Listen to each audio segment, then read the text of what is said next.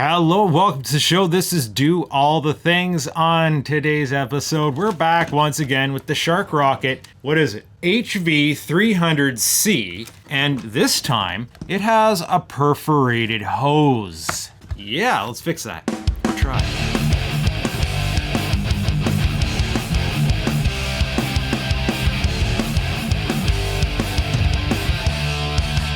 I have already a rather successful video out there about how to replace the spinner assembly here on one of these machines.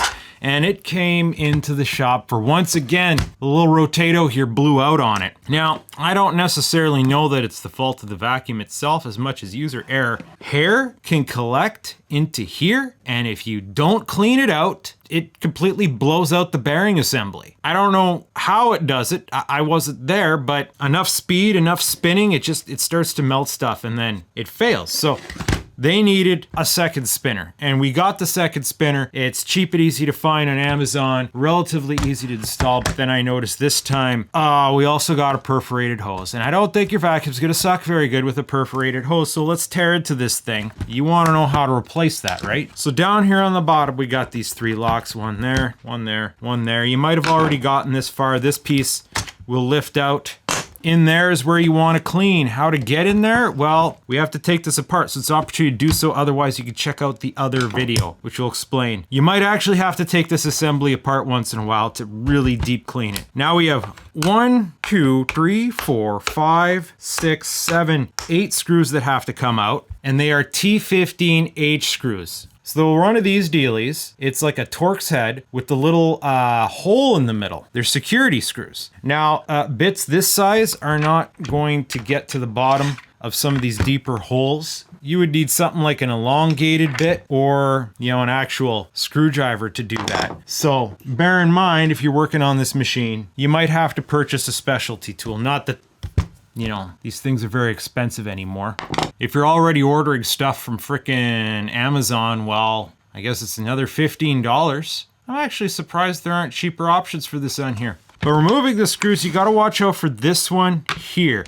You're gonna see I put a little black mark on it. That's because this one is longer than the rest. All these screws are the same length except for that one, so mark that hole. And if you didn't get a good look at which one I pointed out, as you take them out, compare the length, mark the one that has the longer screw. There's 2 screws here, but I don't think I have to take them out to disassemble this thing. So after I believe I've gotten all the screws, we have to gently pry right about here. I'm gonna do it with a flathead screwdriver to simulate the experience you might be having. But if you look around the front here, we got these grooves here. It's not these ones. You see that in the plastic right there? And then there's 3 of them, one there and one there. Those are your target spots. You gotta kinda sneak the screwdriver in there and pry it up a bit. Now once we got this plastic piece loose, we gotta flip her over because the rest comes out from the top. Now you gotta get hung up on a wire here. Don't pull too hard. There's a little clip here and it has a little button on the side of it. You gotta press to pull it off, right? See? Little pincer that holds it in place. Now we're starting to get access to this tubey bit here. But in order to get at it, we kind of have to get this piece out. Now this piece is held in by that little circle line entity right there that I'm not sure how to, what to call it. We gotta kind of gently pry it so that kind of frees out. And then I kind of go around the bottom, see if we can get a lift. I've done this once before to test. But we should be able to slip that out carefully. And the funny thing is, these things just kind of thread screw onto the tube, right? Might want to take the opportunity to clean up a bit on this too if you're at it. So we have this little bit here. These wires do not disconnect. And then I'm assuming, because I haven't gotten this far in testing, that this also is going to screw out somehow. Problem is we need to get something of a better grip on it. Oh yeah, there we go. I got some needle nose pliers, jammed it in there, gave it a twist. It feels like it's starting to unthread, except we haven't got much torsion with this piece. Oh boy. Okay, well whatever. I'm going to get in. Just have to rotate this somehow. Actually, I think I might have been turning the wrong way. She's coming now. It's righty-loosey on this guy. Righty-loosey. Reverse threaded. Okay, I do believe this is garbage now. And I do believe I have to take another vacuum. I have to vacuum clean the vacuum cleaner. Fortunately, there was no loose parts in there. So on this Amazon bag is the replacement part that I'm not even sure if it fits yet. This is the listing right here. OYSTERBOY. OYSTERBOY replacement parts value 2-pack, 1 1/4 floor lower nozzle hose compatible with Shark HV 300, 302, 320, 321 rocket vacuum. Do believe this is the part number here. Amazon part number B092HHX9GL. They come nicely sealed up in this bag. We have 2 now. Whatever are we gonna do with the second? Oh, wow, this thing's actually somewhat enjoyable to tinker with. It's looks like kind of a generic. Okay. I feel like this is gonna be a pain in the ass to get compatible with the thread here. No, it's going right in there on this side. Yeah, look at that. So it's lefty-tighty. Gotta kinda lefty-tighty it in here. Okay, yeah, it's going right in there. That's good. Snug her up. Pull her out. Catch up and thread onto this other end. Now the timing might be weird because you're gonna see as this tensions up, doesn't spin anymore. It is not in the right direction. You know, we could probably force it around like this and it would be a little bit, the original one I found was just, you know, a little loose. Just, you know, it was just a little loose like that. Now you're gonna notice this index hole here for that to pop in. Kind of have to line that up and then we push this down. We'll push this through first. Not 100% sure the best approach to take here. Okay, I'm putting it through the hole first, just like that. Trying to find the spot where that bottom prong slots into the index. Okay, it's right about there. And then with a little bit of a twist, it's gonna lock into that hole there.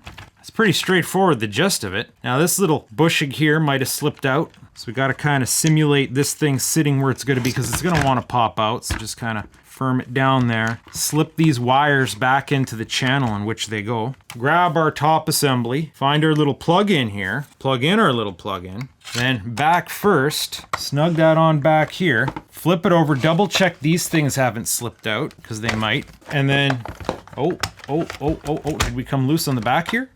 These things keep slipping out the side.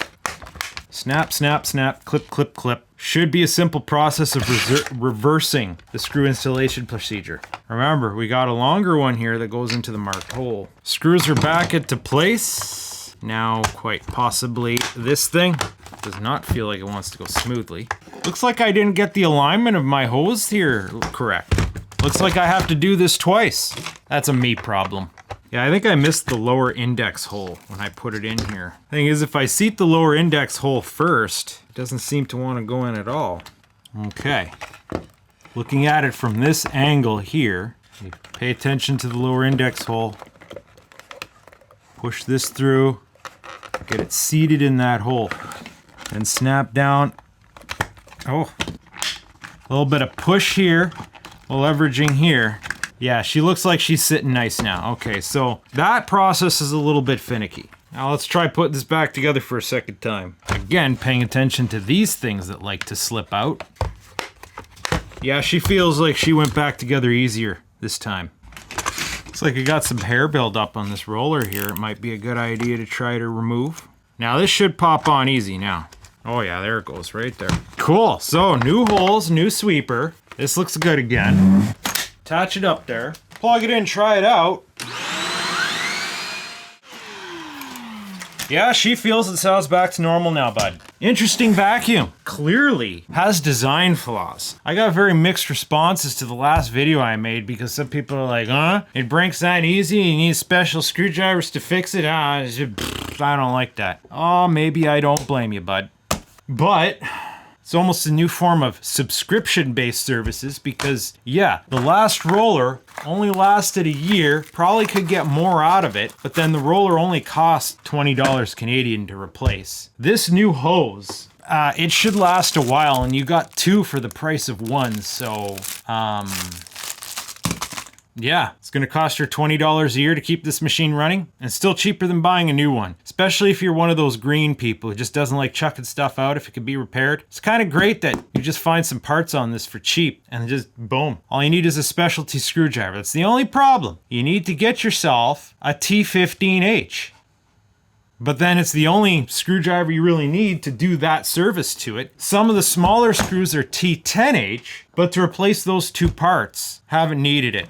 The only other wild card here is this rubberization seems to be wearing out. And I don't know if this is going to be anything like the Logitech stuff. Oh, well, we could peel it off. It's a problem. Sometimes this stuff gets sticky when it gets too worn out. And then, I don't know, wrap hockey tape around there. We'll see how that fares. She likes it because of how light it is and how it feels in the hand, and also I think because it's called a shark. So she seems to like this vacuum enough. It's going to be around for a while, so there might be another video next time something else goes wrong with it. Stay tuned to find out.